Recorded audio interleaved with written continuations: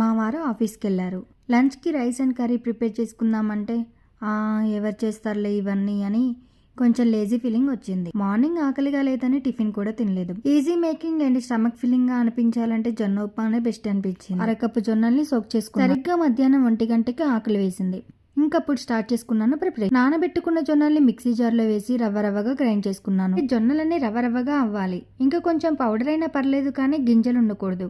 గింజలు ఉడకడానికి ఎక్కువ టైం పడుతుంది. మందపాటి గిన్నెలో 1 స్పూన్ ఆయిల్ వేసి 1 స్పూన్ జీలకర్ర ఆవాలు వేసి చిటపటలాడాక 5 పచ్చిమిర్చిని నిలువుగా అడ్డంగా చీల్చి వేసి కాస్త మగ్గించాలి. గుప్పిడు ఆనియన్స్, 4 రెబ్బల కరివేపాకు వేసి ఆనియన్స్ లైట్ గా మగ్గాక ముందుగా గ్రైండ్ చేసి పెట్టుకున్న జొన్న రవ్వని వేసుకొని కలుపుకున్నాను. మీ దగ్గర జొన్న రవ్వ ఉంటే వేసుకోవచ్చు, కానీ జొన్నలతో చేస్తే ఆ టేస్టే వేరబ్బా. ఇంకిప్పుడు 1/2 లీటర్ పైన నీళ్లు పోసి మీడియం ఫ్లేమ్ లో జొన్న కటక బాగా ఉడికి దగ్గర పడే వరకు ఉడికించుకోవాలి. వేడివేడిగా ఆవకాయతో బాగుంటుంది. ఫస్ట్ టైం తినే వాళ్ళకి పర్లేదు అనిపిస్తుంది, తినే కొద్దీ నచ్చుతుంది.